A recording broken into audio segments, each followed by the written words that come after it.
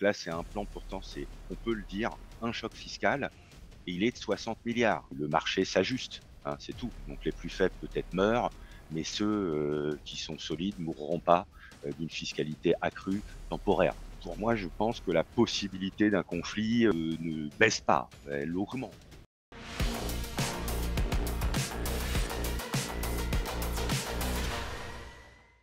Bon et bien bonsoir à toutes et à tous les amis, j'espère que vous allez bien. Bonsoir Philippe, comment ça va? Très bien Alexandre, et toi? Super, merci beaucoup. Bonsoir à tous les amis, aujourd'hui on se retrouve donc avec Philippe, que vous connaissez peut-être, puisque vous l'avez déjà vu sur la chaîne. Si c'est pas le cas, vous inquiétez pas, il va se représenter rapidement. Et du coup ce soir, on va être sur un petit live très intéressant, dans lequel on va parler d'économie principalement. On va faire un point du coup sur les nouveautés, puisque du coup vous savez on va avoir un changement de président au mois de janvier prochain qui sera Donald Trump. Donc on va essayer d'expliquer, de comprendre un petit peu à quel changement on peut s'attendre d'un point de vue économique aux États-Unis et aussi pour nous en Europe. D'ailleurs, on fera un point sur la situation économique de la France, tout particulièrement. Et dans une dernière partie, on fera un petit point sur la situation économique aux États-Unis, donc avec la Banque centrale américaine, la Fed, qui d'ailleurs ce soir publiera sa décision pour ce mois-ci. Événement évidemment qu'on suivra en live tout à l'heure aussi, ne vous inquiétez pas, je reviendrai ce soir en live pour suivre ça avec vous. Comme d'habitude, pour ceux qui ne nous connaissent pas, je vous invite à vous abonner et à nous rejoindre dans le serveur Discord. Et Philippe, je vais te laisser la parole, pardon. Pour ceux qui ne te connaissent pas, est-ce que tu peux te présenter rapidement en quelques phrases? Oui, bien sûr. Donc, bonsoir à tous. Je m'appelle Philippe. Donc, je travaille en fait dans la banque, et plus précisément dans une salle des marchés, dans une grosse banque européenne. Et voilà. Donc, évidemment, je suis de très près l'actualité, les taux, etc. Voilà.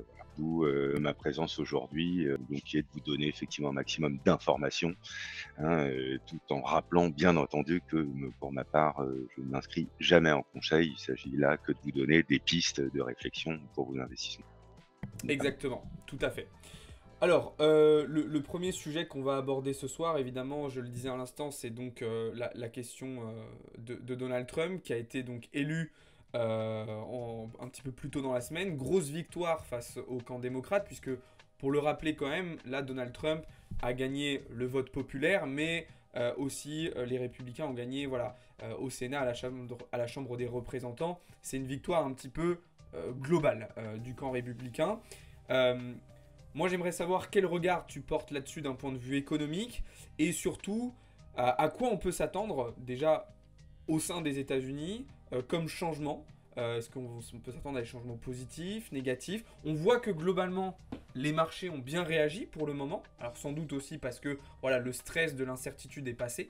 Mais voilà, à quel grand changement on peut s'attendre d'un point de vue économique? Alors bon, c'est effectivement, de toute façon, on commence à voir les premières orientations, effectivement, liées à cette élection, qui est, comme tu le rappelles, effectivement, a élu massivement Trump, ce qui est quand même une surprise. C'est vrai que je pensais à un scénario, en effet, nettement plus serré. Et donc aujourd'hui, il va avoir les pleins pouvoirs, puisqu'effectivement, comme tu le disais, Chambre de représentants, Sénat, l'exécutif, etc., et même à la Cour suprême où il avait déjà installé pas mal de monde, il va continuer à en installer.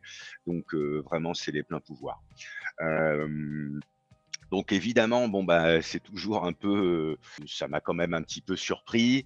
Et évidemment, j'allais dire, bon, on va le voir si ça fait pousser les marchés dans tel ou tel sens. Bah, ça génère quand même un certain nombre d'inquiétudes, peut-être plus d'inquiétudes que si c'était le camp démocrate qui avait été élu. Alors, mais ceci étant, peut-être justement pas avec la même force. C'est-à-dire que à la suite de l'élection, bah, on a vu les marchés US, effectivement, ça a jugé, je crois, 3,5 le Dow Jones. Donc, ils ont effectivement fêté cette victoire. Et là, ça semble logique, c'est une des premières conséquences. On est quand même dans une politique ultra libérale, très dérégulée, etc. Donc ça plaît au marché. Euh, on a Pour autant, quand évidemment. même, juste Ouais. peut-être quand même pour nuancer, à titre de comparaison, quand Trump est élu quand même la première fois contre Clinton, on a une réaction totalement différente, où justement le Dow Jones part à la baisse, on sent un petit peu de panique de la part des marchés. Là, bon, Trump est un peu plus connu d'un point de vue politique aussi que la première fois, mais on a une réaction quand même qui est totalement différente de la part des marchés. Est-ce que Ouais, pour c'est toi, c'est vrai. c'est ce que tu disais à l'instant, le fait qu'on s'attend à une politique plus libérale, qui va favoriser peut-être l'industrie américaine, et est-ce que c'est aussi le stress qui s'en va, en fait, tout simplement, l'incertitude vis-à-vis de ces élections dont on ne savait pas le résultat? Et alors effectivement, c'est quand même le 2e mandat, hein, 45 puis 47e, donc il s'est quand même pas écoulé beaucoup de temps et donc en fait, Trump a toujours eu sa scène, donc il est quand même largement installé dans le paysage politique et on en a entendu aussi de nombreux qui disaient: «Écoutez, après tout Trump, on me le vend comme un épouvantail, mais en effet, il a déjà présidé et finalement tout ne s'est pas écroulé». Voilà. Et effectivement, il favorisait un petit peu cet America Great Again et aujourd'hui, il a repris ce slogan qu'il a amplifié et enfin moi je pense que c'est ça qui fait qu'aujourd'hui les marchés réagissent un peu différemment, en effaçant, en voyant plus l'aspect libéral, pour eux, parce il va y avoir des plans de relance et cetera, hein, voilà, il va à nouveau endetter l'État, donc on va en parler. Voilà, ça avait l'air un peu plus précis, comme type de plan. Bon, mais effectivement, moi, je pense qu'on a Trump 1 et Trump 2, que ce ne sera pas les mêmes, et qu'effectivement, aujourd'hui, on a plutôt, des gains, boursiers, qui voient le jour, plutôt que des craintes. Mais comme tu le disais, il est pas à craindre, justement que ces doutes, viennent finalement, contaminer le marché dans un second temps. On va voir ce qui se passe, mais on essaie de discuter d'un point de vue, politique, essentiellement. Mais c'est vrai que, bah, d'un point de vue social, les changements qu'il veut entamer auront, des incidences, sur le plan économique. Ouais, c'est clair, c'est clair, c'est clair. Après, ouais, effectivement, comme tu disais, il y a quand même des choses qui se précisent. On parlait justement pour les entreprises, il y a cette volonté déjà très rapidement de baisser la fiscalité pour les entreprises hein, de la part de Trump. Donc, c'est aussi pour ça qu'il y a une partie de l'industrie qui a bien réagi. D'ailleurs, à la limite, ce qui m'a le plus surpris, moi, c'est la réaction notamment du Nasdaq. Parce que, encore le Russell 2000, le Dow Jones, c'est l'industrie. Ça peut s'expliquer que ça réagisse positivement par, voilà, la Mmh. politique de Trump, on sent quand même que les actions, enfin les entreprises de la tech globalement étaient plus favorables à une élection démocrate. Après, ça s'explique aussi par le fait que naturellement, les marchés, ils aiment la stabilité. Donc, si on avait eu Kamala Harris, on aurait eu une continuité en fait du mandat de Biden. Et donc, voilà, pas de grosse surprise. C'est ça aussi qui plaisait au marché d'une certaine manière. Mais en tout cas, on voit que pour le moment, les réactions ont été plutôt positives. Euh, C'est vrai, alors il faut voir, observer dans un temps plus long, hein. On a des oui, c'est ça. réactions qui peuvent aussi, enfin voilà, il faut avoir un temps plus long et d'ailleurs, on le regarde, alors, c'est aussi les conséquences. On voit bien que sur les indicateurs européens, par contre, c'est pas la même sauce, hein et d'ailleurs, ce qui est intéressant, c'est de voir que le CAC notamment, a progressé de 2,5 en séance, avant finalement de s'inscrire dans le rouge, en fin de séance. Ouais, Donc voilà, parce que finalement, les investisseurs ont réagi en se disant que finalement, certes Wall Street pouvait saluer le retour de Trump, hein, donc souvent les indices s'inscrivent dans le sillage des indices américains, mais on s'est dit que finalement, America First, ça allait pas être très, très bon pour l'Europe. c'est ça. Mais Voilà, alors donc c'est c'est pour ça qu'il faut super que regarder un t'en temps parles plus long. parce que je disais c'est super que t'en parles parce que ça permet de faire la transition justement avec la question européenne. Et il y a quelqu'un dans le chat, Kali, qui en a directement parlé. C'est que il y a cette inquiétude d'une guerre commerciale entre les États-Unis et l'Europe. On sait que Mmh. Trump veut agir sur notamment les frais de douane, alors qui vont surtout concerner la Chine, je pense, parce qu'on parle de 60% quand même pour la Chine, mais quand même à hauteur de 10% pour l'Europe. Ça, qu'est-ce que ça peut engendrer comme changement et surtout comme conséquence, comme difficulté en Europe pour nous? Ben, c'est-à-dire que, il y a un certain nombre de pays, la France, d'ailleurs qui l'a creusé, qui sont en déficit commercial. Donc évidemment, faire monter le prix des importations, déjà, va pas nous rendre la vie facile, sur le plan justement de notre balance commerciale. alors que déjà on en souffre. Heu, Globalement, en Europe. Donc et c'est pour ça aussi que finalement, les marchés ont été finalement partagés, voire même écartés, hein, puisqu'on a connu ces 2 formes d'extrémité entre on va avoir une politique quand même libérale qui finalement, par, porosité, va être, bénéfique à l'Europe. Mais finalement dans le détail, est-ce que tout ça va être si bénéfique que ça? Pas évident au regard de voilà, de ces taxes douanières, qui vont certes qui sont, agressives, pour la Chine, mais qui, sont pas négligeables, effectivement pour l'Europe, qui vont être aussi un vrai frein. Hem, donc c'est pour ça que je pense qu'en Europe, on a plus de soucis à se faire, à la suite, de cette élection, que si, le camp démocrate avait été, élu. Et donc je crois d'ailleurs que ça se traduit un peu plus, d'ailleurs un peu mieux dans les indices, Ouais, heu, c'est vrai que européens. globalement, si on regarde quand même là sur la semaine, il y a une grosse divergence, hein, entre le comportement des indices américains qui se portent vraiment très très bien et le CAC, le DAX en Allemagne qui sont aux plus grosses difficultés. Mais plus particulièrement pour le CAC, ça fait quand même plusieurs semaines, voire même presque plusieurs mois que maintenant, que le CAC il est quand même en train de s'essouffler. Euh, Clairement, il- clairement. On avait fait pardon, non, je Vas-y, t'en vas-y, prie. vas-y, enchaîne, enchaîne. Non, on avait fait le dernier, call qu'on avait fait ensemble, effectivement, on l'avait évoqué, c'était avant les élections et le CAC était, il caracolait à 8 200 je crois et tu m'avais interrogé là-dessus et j'avais dit que j'étais quand même très circonspect, sur l'évolution de ce CAC 40 et que forcément cette incertitude, politique interne, voilà, avec effectivement un endettement de la France qui commençait à déconner, mais dont on connaissait pas encore, le total dérapage. J'avais dit qu'effectivement, il n'y avait pas lieu que le CAC progresse et qu'au contraire, il allait consolider et donc là-dessus, j'ai eu raison. Bon, en revanche, j'ai dit aussi d'autres bêtises, j'avais dit que l'or, j'étais circonspect sur la poursuite de son évolution et là, je me suis très largement trompé.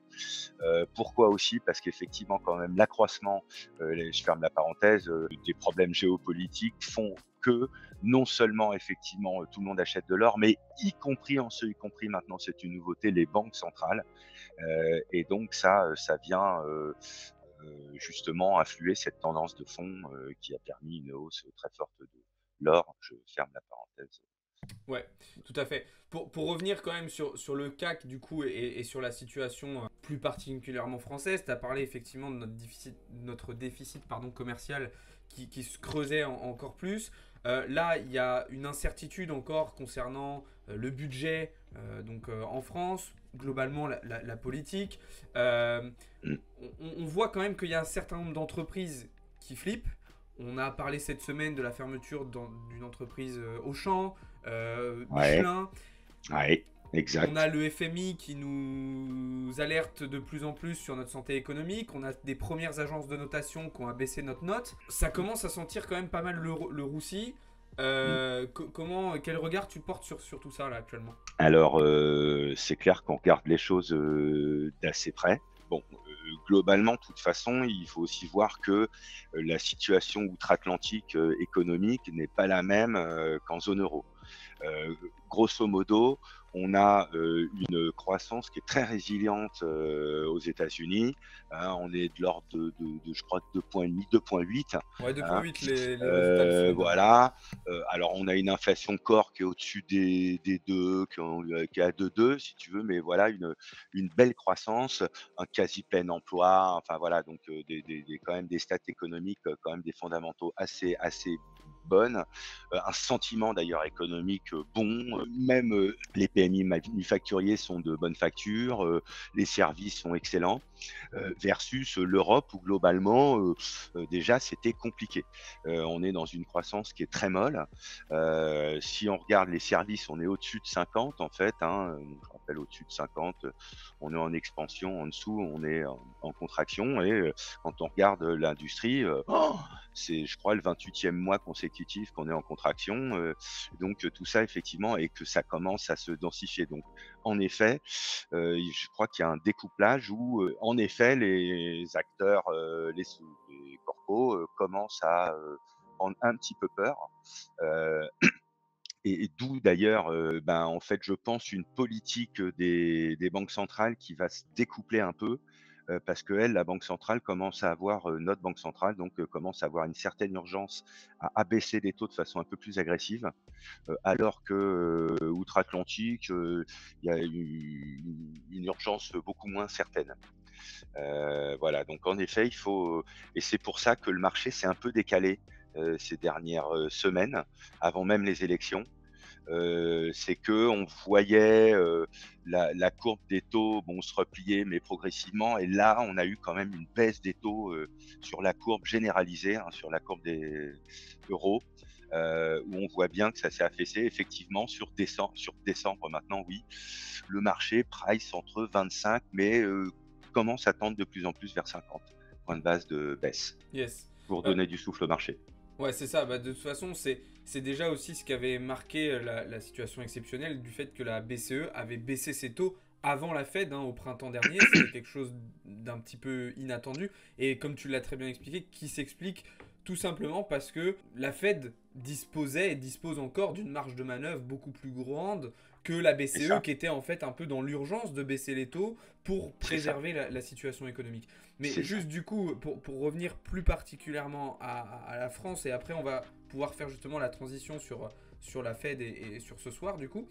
Oui. Sur la France, est-ce qu'il y a, des améliorations possibles, des issues possibles, ou est-ce que tu penses que là on fonce dans le mur et que malheureusement il va falloir se le prendre une bonne fois pour toutes? Non, je pense qu'on fonce pas dans le mur parce que, et comme je l'avais déjà dit certainement, ça fait des décennies qu'on s'inquiète de notre dette, globalement de la dette des pays, hein, dans leur globalité, hein, parce que c'est une tendance de fond des États de s'endetter de plus en plus, hein, quand même globalement. Heu et donc je disais que bon, on s'en inquiétait finalement il y a 30 ans quand, peut-être l'endettement, global était à 100 milliards, hein, même remis, en valeur 100. Aujourd'hui, il est à plus de 3 200 milliards, je sais plus exactement. Heu et évidemment, il y a toujours énormément d'inquiétudes. Alors ce qu'on a observé quand même, ce qui est important, c'est-à-dire, voilà, évidemment, les agences de notation, elles regardent ça, le dossier français de plus en plus près. Et qu'est-ce qu'on a vu? On a vu que le rendement, évidemment, de l'OAT a commencé sur le 10 ans, a commencé à dépasser celui de l'Espagne, voire même de l'Italie, Ouais, ça certaines c'était fou journées. d'ailleurs, ouais, je me rappelle. Donc ça, c'est quand même, ça faisait quand même très, très, très longtemps que c'était pas arrivé et donc ce qui démontre effectivement quand même effectivement que la France est, dans une fragilité, réelle. Voilà, j'ajoute que, on le voit, pour, claquer et faire déraper les finances de 2 3 points, apparemment ça va vite. Par contre, faire des économies et économiser les milliards et Là les c'est plus milliards, on compliqué. voit que c'est très compliqué, tu vois? Donc là, c'est un plan pourtant c'est, on peut le dire, un choc fiscal et il est de 60 milliards alors qu'on a fait déraper la dette de, 200 milliards je crois ou donc évidemment qu'on a des marges de manœuvre, mais ça ne se fera pas au prix d'une certaine, souffrance, et d'ailleurs, si certains pays vont mieux que nous, je pense à l'Espagne, c'est que l'Espagne a, depuis quelques années, fait des coupes, budgétaires massives dans ses finances et que, elle a su restaurer aussi la confiance des marchés. Donc son spread s'est amélioré, le nôtre s'est dégradé, hein, et donc ça, c'est quand même bien la traduction de la santé, bonne ou mauvaise, d'un État.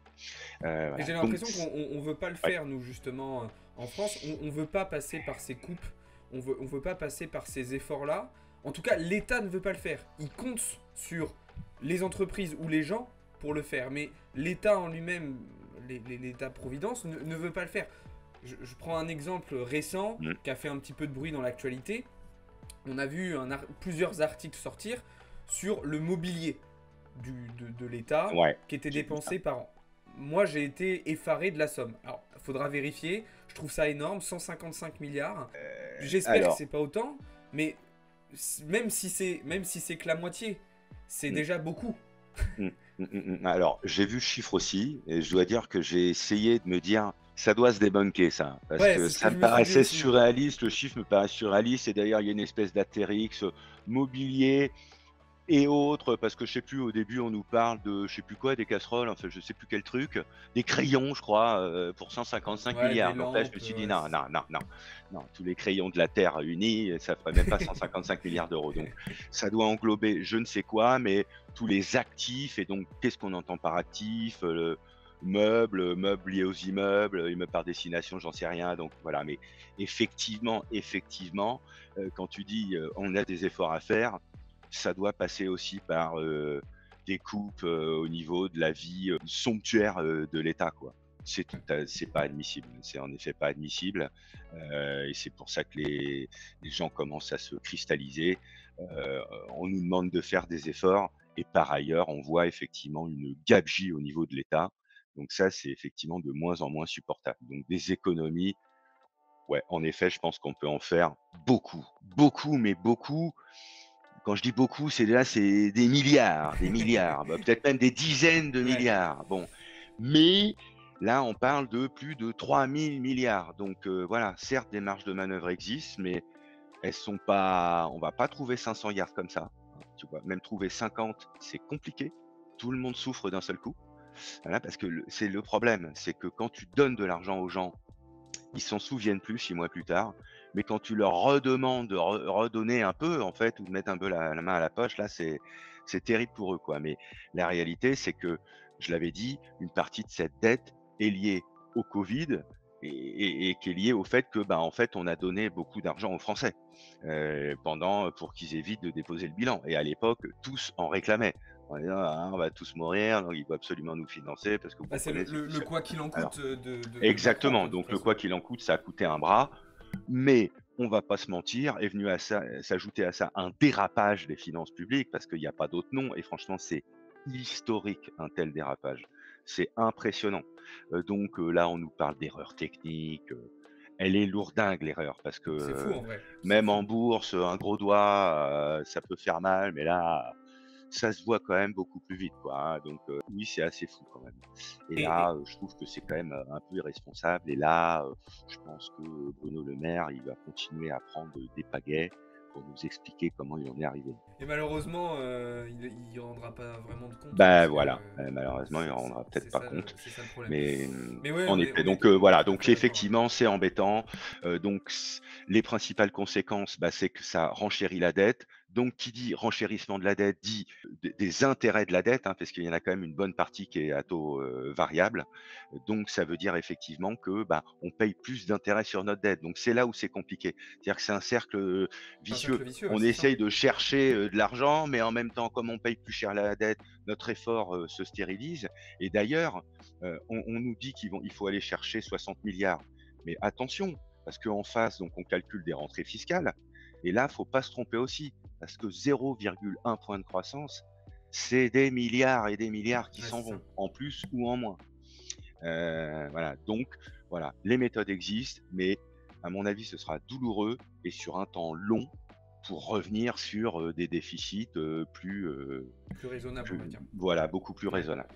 Et pour rester dernier point sur cette question-là, Ouais. je citais les exemples de la semaine de Auchan et Michelin en difficulté en France.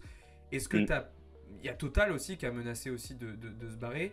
Est-ce que t'as pas peur là que cet effort supplémentaire demandé certes aux gens mais aussi aux entreprises va pas aggraver un petit peu la situation parce que alors oui effectivement il y a des boîtes qui tournent très très bien Total effectivement tourne très très bien LVMH aussi mais le truc c'est que en dessous c'est pas la même santé économique forcément pour tout le monde et est-ce que ce nouvel effort va pas en fait achever une partie de notre industrie qui est déjà bien en difficulté. Est-ce que ça va pas achever en fait une partie de nos entreprises qui vont être obligés de délocaliser, de fermer? Est-ce que. Enfin, il y a des risques aussi derrière pour le chômage, parce que là, tous ces gens-là, c'est pour Ouais, beaucoup de ouais. gens, c'est des gens qui ont peut-être 50, 55 ans, qui vont avoir énormément de mal à retrouver du boulot.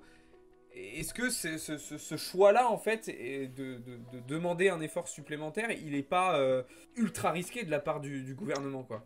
Bah, c'est là où c'est extrêmement compliqué parce que tu le dis toi-même, la dette peut pas continuer de s'envoler.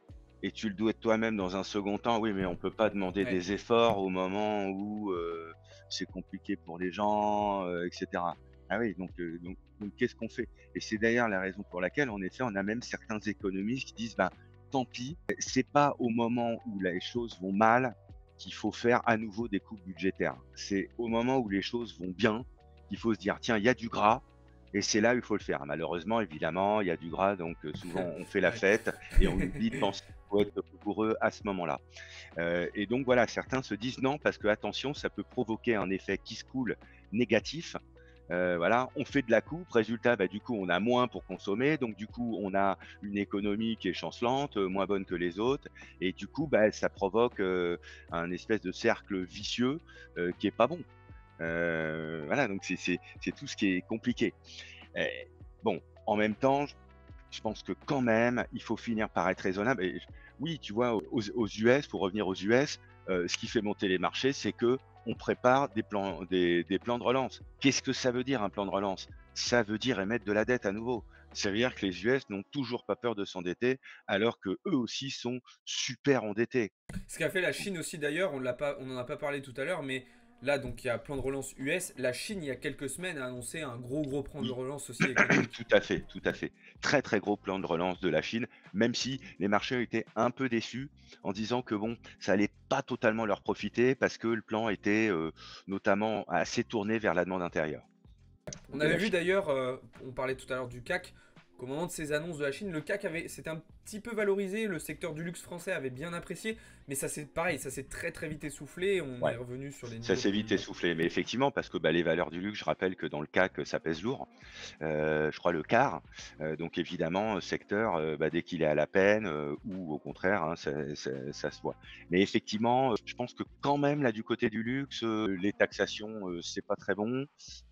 Et puis, ce plan de relance justement, même s'il a été, bon, bah, salué, a été accueilli mollement, dans le secteur du luxe en disant que ça allait pas être suffisant pour eux. Ok.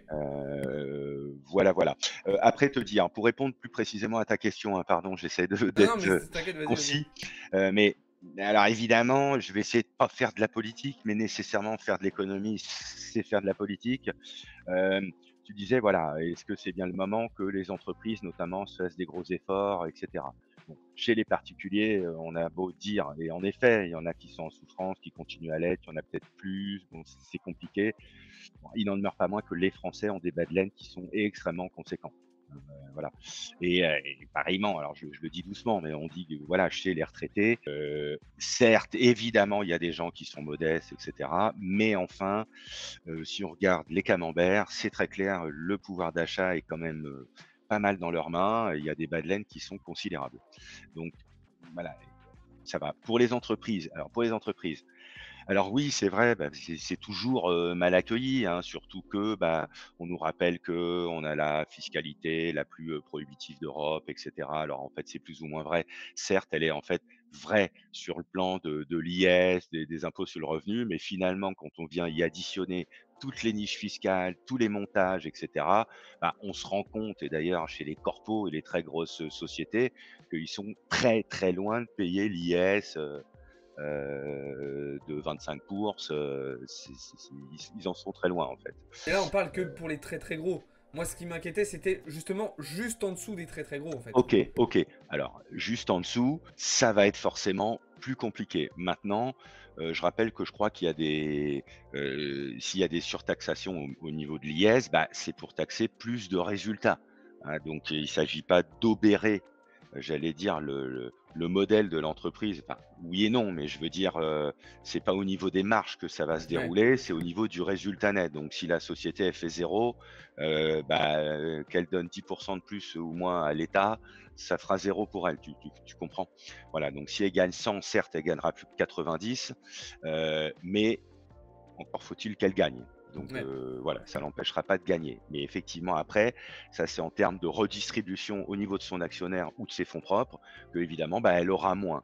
Donc évidemment, ça va, ralentir un petit peu la progression, par définition, du développement des entreprises. Bon, maintenant, il faut prendre aussi un peu de recul, et on le voit, la richesse, des entreprises, s'est considérablement, accrue, ces dernières décennies et même ces dernières années. Donc il y a eu beaucoup quand même, on parle du dérapage de cette dette, mais elle est liée notamment à une fiscalité plus avantageuse, envers les entreprises, en ce compris les PME.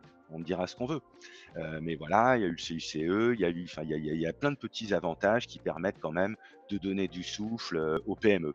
Donc évidemment, c'est toujours difficile quand on leur tape dessus. De toute façon, leur rôle n'est pas de dire: «Ah bah ça fait du bien, remettez-moi un coup Oui, sur c'est la sûr. tête». Et j'observe que alors bon, c'est peut-être un propos un peu plus politique, mais si on refait, depuis, l'avènement de l'ère industrielle, on s'aperçoit qu'à chaque fois qu'il y a eu effectivement des, entre guillemets, «progrès sociaux» ou fiscalité supplémentaire, le patronat a crié haro en disant qu'ils allaient tous mourir le lendemain, hein, et donc et en fait, bon, bah, c'est tout. En fait, le marché s'ajuste, hein, c'est tout. Donc les plus faibles peut-être meurent, mais ceux, qui sont solides mourront pas, d'une fiscalité accrue, temporaire en plus. Alors le temporaire, on sait ce que ça peut être. Mais bon Oui. voilà, voilà, il y a un siècle, on nous disait: «Oh là là, si on fait plus travailler les enfants en dessous de 10 ans, qu'est-ce qu'on va faire?» Hein, et puis tatata, et puis après il y a eu les congés payés et puis tout ça, ils nous ont tout tu te rends compte à l'époque, des semaines de congés payés, hein, et tout le monde allait mourir, hein. Tu vois, on parle pas de 10 de taxation supplémentaire sur un résultat net. On te dit de payer quoi qu'il en coûte, d'un seul coup des gens à plus rien faire. Tu vois les révolutions, hein, Oui, donc non, mais oui, 3e, c'est puis clair. 4e, puis 5e, puis tout ça. Donc à chaque fois le patron allait mourir et bon, bah, il s'est adapté. Voilà, donc je Ok. pense que c'est faisable. Je pense qu'il y a des richesses, dans les entreprises et je ne crois pas à une fuite des capitaux, et cetera. Finalement, quand on regarde bien, la France reste un pays attractif et je voulais conclure aussi pour le rapprocher justement de cette dette. Certes, la dette, elle est énorme, mais le PIB de la France fait partie des 20 premiers mondiaux, je crois. Donc c'est encore un pays très, très, solide et juste pardon encore pour terminer parce que je trouve que l'image est bonne, pardon, souvent c'est vrai qu'on dit: «La dette sur PIB, elle est énorme» et effectivement donc on compare en gros donc le PIB pour, vraiment comprendre de quoi on parle. On compare le PIB d'une année, donc tout ce que produit un État dans une année, à sa dette globale. C'est bien cela, hein? On est d'accord. Bon, eh ben, si on le rapproche d'un ménage et qu'on fait exactement la même chose sur un ménage, OK? Ça veut dire que toi, OK, je vais prendre toutes tes richesses que tu vas cumuler dans l'année, en gros, par exemple, ton salaire, voilà, qui va faire, j'en sais pas, 50 000, 100 000 €, OK? Et en face, je vais prendre toutes tes dettes, J'en d'accord? ai pas trop en ce moment, ça va. Alors, toi, c'est un mauvais exemple, mais prenons moi ou un autre, je vais prendre tes dettes. Voilà, et admettons que tu te sois acheté une maison, tu es en couple, tu as 2 enfants et donc tu as 300 de dettes et je suis en train de te dire: «Ouh là là, attends, tu es en train de me dire que tu gagnes 50 et que tu as 300 de dettes. Tu as 6 fois ton endettement. Tu es en dépôt de bilan comme la France». Or non, puisqu'en fait on compare donc un stock à un flux. Donc c'est pour ça que ça doit être aussi relatif. Alors je donne des éléments de réflexion, mais c'est pour un élément qui évite de paniquer sur cette dette qui est effectivement abyssale, mais voilà, après il faut regarder ce qu'est la France. Elle a un Ok. patrimoine gigantesque, voilà. Je suis pas forcément d'accord sur tout, mais c'est bien quand même d'avoir un message Je donne optimiste. juste des Non, éléments non, mais de oui, oui, non, mais réflexion, on peut être pour ou contre, hein. c'est très intéressant parce qu'en plus, ça apporte quand même une vision un petit peu plus optimiste que ce qu'on peut entendre généralement et que moi je donne aussi assez souvent. Il y a quelqu'un qui a réagi dans le chat et c'était ce que j'allais te dire quand même. Je suis d'accord sur en fait, oui, effectivement, la France reste quand même un pays attractif, on reste un pays solide. Mais moi, c'est plus dans. J'identifie quand même une tendance qui ne va pas vers le mieux. Non, mais Exemple que j'allais citer, qui a été cité dans le chat, il y a quand même aujourd'hui un nombre de défaillances d'entreprises qui est en augmentation. D'où ce que je disais, cette notion de tendance qui ne va pas vers le mieux. Et c'est plus dans ce sens-là où je trouve la situation inquiétante. C'est pas forcément ouais, ouais. sur là où on est aujourd'hui, mais sur ce vers quoi on va en fait, Mmh. qui est pour moi Non, non, mais problématique. non, non, mais tout Mais à fait. c'était très intéressant. D'autant qu'effectivement, ça devient plus dangereux à mesure qu'en fait la croissance n'est pas au rendez-vous. Et je pense qu'on est en train de plus en plus de se faire en fait à un monde qui va évoluer avec une croissance qui n'a pas celle qu'on a projetée dans nos modèles économiques. Alors, C'est là où ça ouais, va mais être. est-ce qu'on pourrait pas se dire qu'en fait, c'est là, surtout que le niveau de croissance va se déplacer? Moi, je pense qu'effectivement, dans nos régions à nous, en Occident, Mm, à mon avis, on va rester sur du 1-2% maximum. Mais par contre, mm. on peut imaginer des régions, moi je regarde beaucoup ce qui se passe au Moyen-Orient et en Asie du Sud-Est, où là on va avoir, je pense, des niveaux de croissance qui vont être similaires à ce que nous on a eu pendant l'ère industrielle et une partie du... Oui, oui, oui, oui, tout à fait, effectivement, hein, j'évoquais avant tout l'Europe, hein. Maintenant, on voit que la croissance de la Chine n'est pas non plus celle qu'elle était il y a 10-15 ans, hein. On était sur Ouais, des croissances, alors avec les chiffres qu'ils nous donnent, hein, qui sont toujours faux, mais donc on part quand même du principe d'une forme de quand même de tendance, et on voit quand même que bon bah cette croissance, même en Asie, alors évidemment dans tout ce qui est pays émergents, on a forcément des taux de croissance qui sont forts. Mais bon, après, il faut aussi aller regarder qu'est-ce qui se passe en termes d'inflation. On a oui. aussi des politiques d'érable. Mais bon, voilà, donc voilà, encore une fois, c'est des éléments de réflexion. Ce que je veux dire, c'est que de dire oh, on a 3200 milliards, on va tous mourir, ça n'a pas de sens. Enfin, il faut peut-être, ça a dû, peut-être on va tous mourir, mais enfin, une fois qu'on a dit ça, on n'est pas trop avancé, donc il faut vraiment aller dans le détail et voilà, trouver des éléments de réflexion pour se faire un point de vue, en tout cas dans vos dîners en société, que vous puissiez argumenter dans un sens ou dans l'autre, quoi. Soit Ok, vous non, n'êtes non, pas mais ouais, inquiet parce c'est que très... voilà, parce que vous avez ces arguments-là, soit, mais voilà, et de toute façon, le monde n'est ni blanc ni noir, c'est pas manichéen, c'est gris, et c'est pour ça que il faut donner des éléments. Voilà, humblement, humblement, Non, mais humblement. de toute façon, c'est tout le but de ce genre de live, c'est justement qu'on soit dans l'échange, dans le débat. Alors, on va aller sur le sujet suivant que j'avais pas forcément prévu d'évoquer, mais j'y ai pensé tout à l'heure. Tu as parlé de la situation du gold, effectivement, qui s'est vachement valorisé sur ces derniers mois, hein. Alors, toi, c'est pas forcément ce que tu avais anticipé. On a des conflits régionaux, enfin, plutôt régionaux, de part et d'autre de la planète. Et justement, je reviens un petit peu à la première thématique qu'on a abordée, donc sur le fait que Trump avait été réélu, enfin avait été élu. À l'échelle internationale, on sait que pendant son premier mandat, il a quand même été assez peu interventionniste, hein. Il a été plutôt protectionniste, voilà, je cherchais le terme. Oui, Euh, oui, oui. si on a un mandat similaire de ce point de vue-là, est-ce qu'on peut espérer des conflits régionaux qui se calmeraient? Je pense notamment Israël-Palestine, je pense Chine-Taïwan, notamment Russie-Ukraine. Ou est-ce que tu penses que dans tous les cas, ces conflits-là sont amenés à rester quand même présents? Et du coup, ce qui me fait dire qu'on pourrait du coup continuer de voir l'or se valoriser s'ils sont toujours présents. Ben, c'est vrai que franchement, honnêtement, alors évidemment, depuis que je suis en salle des marchés, je dis que on n'a pas de boule de cristal et que on est quand même actuellement dans une période incertaine. On est toujours dans une période incertaine. Mais quand même, on va dire que là, on est dans une période particulièrement incertaine.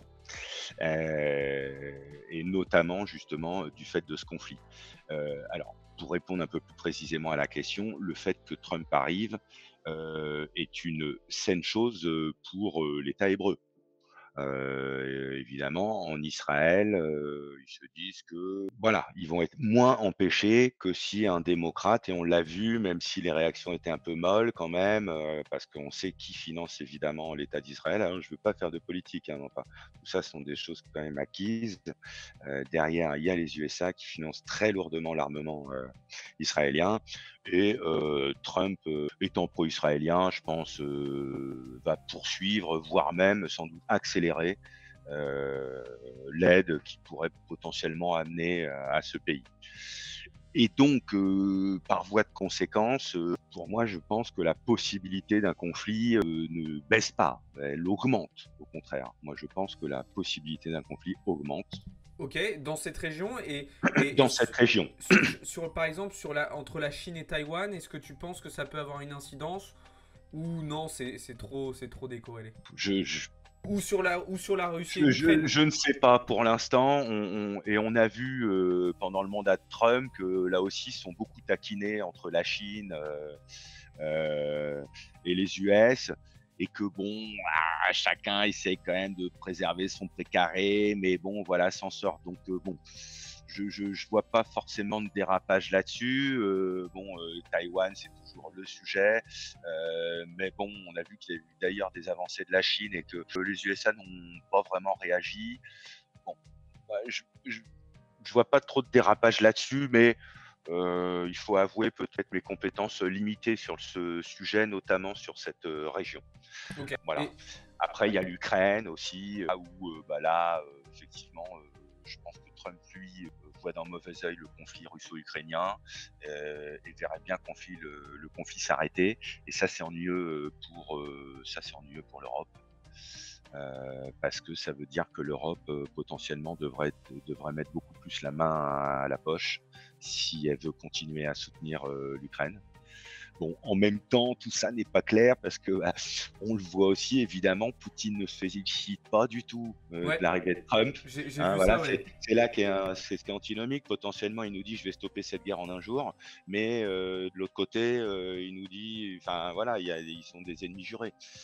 Voilà, la Chine aussi. Hein, on voit bien que bon, c'est oui, bah, oui, du moment que tu nous fais pas chier.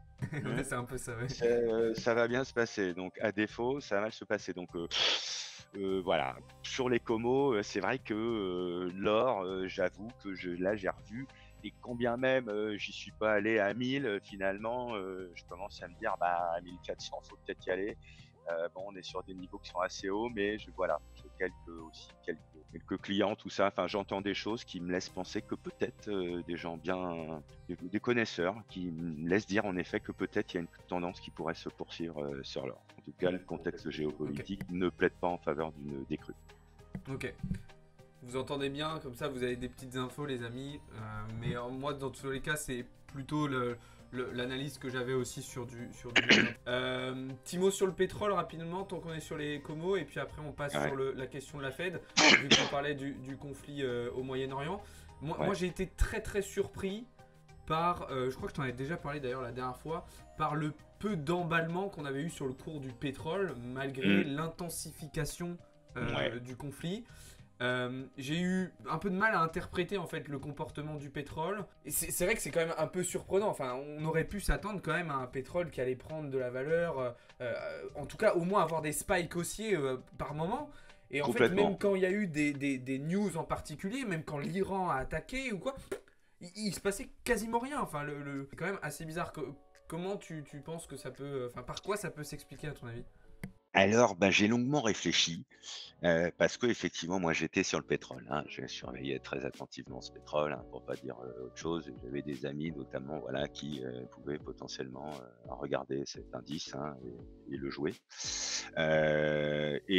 Donc il y a eu quand même pas mal de vols, hein. Pour moi, il y a eu de la vol, hein. Enfin bon, ça dépend. Enfin, en tout cas, ses amis, en plus, jouent sur des choses qui répliquent, voilà, qui ont des effets Ok, d'accord. multiplicateurs, hein, des ETF, bon, et cetera. Donc évidemment, ça va vite. Donc, mais pour moi, je trouve qu'il y a quand même eu une vol parce que intraday, des fois, on a quand même eu des deltas de 5%, ce qui est quand même élevé. En intraday, on a eu du -2 qui se finissait en +4. Je les ai vus ces journées-là. Et en fait, justement, je m'étonnais. Alors, justement, j'ai recueilli plusieurs points de vue. Alors, il y a le point de vue de ceux qui disent oui, mais la tendance longue est qu'en fait, qu'on a quand même une croissance molle, voire même une possibilité de contraction de PIB, de récession, notamment en zone euro. Et donc, bah, qui dit récession, dit moins de consommation de pétrole, dit baisse du baril, nécessairement. Donc là, c'est quand même une tendance qui est finalement assez lourde. Et évidemment, de l'autre côté, des embrouilles au Moyen-Orient, hein, des embrouilles, si je puis m'exprimer ainsi, du sérieux quand même, voilà, qui effectivement génère de la volatilité, qui a quand même fait remonter le baril un petit peu. Mais c'est vrai, pas autant que je l'aurais pensé. C'est vrai. Bon, mais il faut aussi voir que dans ce conflit entre la Palestine et l'Israël, la réaction pour l'instant des États amis est quand même très molle et que donc du coup, il n'y a pas eu de contamination en fait au baril. Et donc j'en ai déduit que en fait, faute d'embrasement, les prix continuent finalement n'explosent pas. Et comme on a cette pression baissière qui est liée un contexte économique quand même qui nous promet des mois moyens, et ben, le marché cède plutôt à la pression baissière. En tout cas, tout ça s'annule un peu et on a un baril qui remonte pas. Ouais, c'est vrai qu'on avait des pressions un peu divergentes, on n'en a pas parlé, mais il y a aussi il y a eu aussi des coupes de production de la part de l'OPEP, l'Arabie Bien sûr, Saoudite, qui a ça joué aussi. ajuste toujours, tout ça, voilà. Mais c'est vrai qu'à un moment, quand j'ai dit: «Ouais, ah, quand même, et c'est bien bas, faudrait en acheter», voilà, certains m'ont dit: «Ah ouais, mais tu vu l'économie, tout ça?» Je dis: «Ouais, mais ouais, c'est déjà bien dans les marchés», et effectivement, c'est ce qui est pas bien dans les marchés, c'est que la moindre petite étincelle, ça pourrait faire remonter des prix. C'est pour ça que j'ai dit: Ok, «Les ça années marche. étaient plutôt bonnes». Mais voilà ma réponse. Très, Mon très humble intéressant, réponse. ça permet d'avoir un point de vue aussi un peu différent.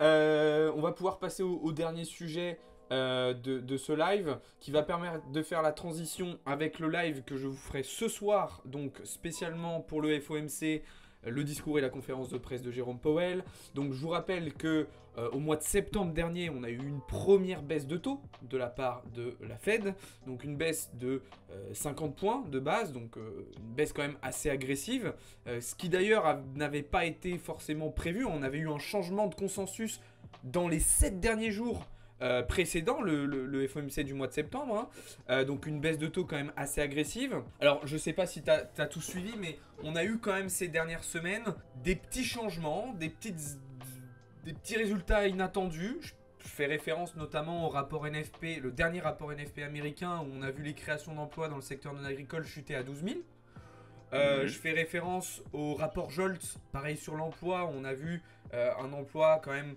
revenir sur des niveaux assez bas. Le PIB, bon, on en a parlé, qui reste très solide, effectivement, il n'y a pas de souci là-dessus, hein, mais Mmh. qui a quand même été publié un petit peu en dessous du consensus. Est-ce que on pourrait pas avoir ce soir une Fed qui nous dirait bon, on a été un peu ambitieux, un petit peu trop ambitieux, un petit peu trop confiant, un petit peu trop agressif en septembre. On va lever le pied un petit peu là, et puis éventuellement on verra sur décembre. Comment tu vois la chose de ce point de vue-là? Alors, je partage pas tout à fait cette vue, où je trouve qu'il y a quand même une résilience qui ne cesse de m'étonner aux États-Unis, qui est peut-être Ok. plus forte que celle que tu décris, selon moi. Je trouve que le marché de l'emploi est quand même, plutôt pas mal. On a eu des créations, d'emplois, enfin j'entendais là, j'étais sur un call cet après-midi où bon visiblement on était quand même sur, des créations, supérieures, aux attentes. Et ce qui faisait dire d'ailleurs, que la consommation des ménages restait bonne, et ce qui nous faisait dire d'ailleurs que, en fait ces baisses justement, elles pourraient être moindres que celles qu'on avait vues ces dernières semaines, et donc le marché commençait à se dire peut-être que d'ici fin 25, on ne verrait que, finalement que 4 baisses, enfin y compris finalement, bah, voilà versus 6, ce qu'on aurait pu, imaginer. Donc en fait, voilà, je pense que si le marché s'était plus inquiété, au contraire, on aurait eu, une chute des taux, courts et longs, et c'est pas ce qu'on a vu. On a vu Ok. plutôt, en tout cas, les taux longs se repentifier un peu.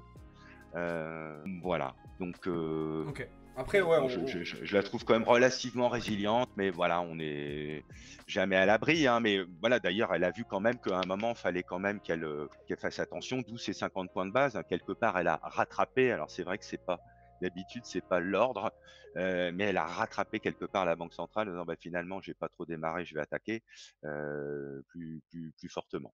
Mais bon, oui, c'est voilà, en clair. tout cas, Après, quand je les disais ça, je disais, c'est vrai que les exemples que j'ai donnés, c'était sur du court terme, hein. Là, c'était vraiment entre les deux ouais. meetings, entre le meeting de septembre et celui d'aujourd'hui. Mais après, je suis tout à fait de ton avis. Et d'ailleurs, j'en ai parlé plein de fois parce que on a vu beaucoup de personnes sur les réseaux, notamment d'économistes, qui étaient un petit peu inquiétants en appelant, enfin en disant qu'on allait se taper une récession aux États-Unis. Pour moi, il est clair qu'aujourd'hui, il n'y a absolument aucun signal de récession aux États-Unis. Alors peut-être que fin 2025, 2026, ça sera une situation différente. Mais en tout cas, là, la situation dans laquelle on est, elle est encore une fois Non, très bonne. ouais. tout à fait. Alors, très bonne, hein, toutes choses Oui. égales par ailleurs, parce que dès qu'on va dans le détail du détail, comment ils comptabilisent ces créations d'emplois, où sont ces chômeurs qui étaient là avant, qui n'existent plus maintenant, parce qu'on observe quand même qu'il y a aussi de la pauvreté qui s'accroît dans certaines villes aux US, ce qui montre bien que il y a bien des chiffres parfois en trompe-l'œil. Mais bon, globalement, non, non, il faut le dire, hein, ils sont beaucoup plus résilients que nous. Ça se passe plutôt pas mal.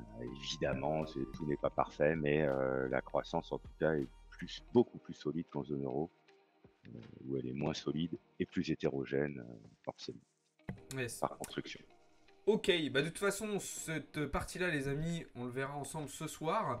Là, on va arriver au terme de ce live. Moi, je relancerai un live vers 19h45, donc 15 minutes avant la publication de la Fed. Et puis après, on suivra toute la soirée ensemble, donc avec le discours de Powell, je vous rappelle, et sa conférence de presse, qui seront d'ailleurs très intéressantes à suivre pour savoir un petit peu à quoi on peut s'attendre sur cette fin d'année 2024. Après, bon, Complètement. Jérôme Powell, il va falloir en profiter parce que au mois de janvier, ça sera probablement plus lui, le président de la Fed, justement, avec l'arrivée de Donald Trump. Euh, D'ailleurs, j'ai pas eu, je sais pas si tu as entendu quoi que ce soit à ce sujet, je sais pas sur qui on peut, non, Nope, pour pas la suite. encore de polémique sur le sujet. Non. Ok, ça marche. Donc bon, on verra, mais en tout cas, voilà, En on est tout sur les cas, derniers FOMC. c'est clairement off. En tout cas, merci beaucoup Philippe d'avoir été avec nous ce soir. C'était comme d'habitude super intéressant. Ça C'est moi qui apporte te des remercie. points de vue, des idées, des réflexions différentes et puis des connaissances aussi parce qu'évidemment, tu t'es pas au téléphone avec les mêmes personnes que moi et tu vois pas les mêmes choses toute la journée. Donc c'est super intéressant. Bah écoute, je vais te souhaiter une très très bonne soirée. Je vais vous souhaiter à tous qui avez été avec nous une très très bonne soirée. Et puis de toute façon, comme je vous l'ai dit, on se retrouve d'ici à peu près 1h20, 1h15 pour la soirée FOMC. Et puis voilà, pour ceux qui sont arrivés en cours de route, ne vous inquiétez pas, il y aura une rediffusion de ce live qui sera disponible comme d'habitude. Et puis bah Philippe, de toute façon, on se reverra dans quelques semaines, je pense. On fera un Bah, petit tout à fait. bilan d'ici un mois. Je pense qu'on se fera un petit bilan Ouais, tout de à l'année fait, qu'on 2024. va regarder parce que je pense que ça va beaucoup dégainer dans le mois qui suit, justement, hein, comme il le disait d'ailleurs, je vais être le dictateur d'un jour, mais je pense que ça va être un peu plus qu'un jour. Il devrait y avoir quand même des axes euh, plus clairs. Yes, et puis ça nous Plus clairs. permettra de faire un peu un bilan de l'année Et puis 2024 voilà. Ouais, et puis aussi ouais, une projection sur exactement, 2025. Donc exactement, on se exactement. prévoira ça. Bah, en tout cas, merci à toi, merci à tous les amis. Ben, Et puis passez une très bonne soirée. Je vous dis à tout à ouais, l'heure. merci à toi, merci à tous, merci infiniment. Ciao les amis. Salut.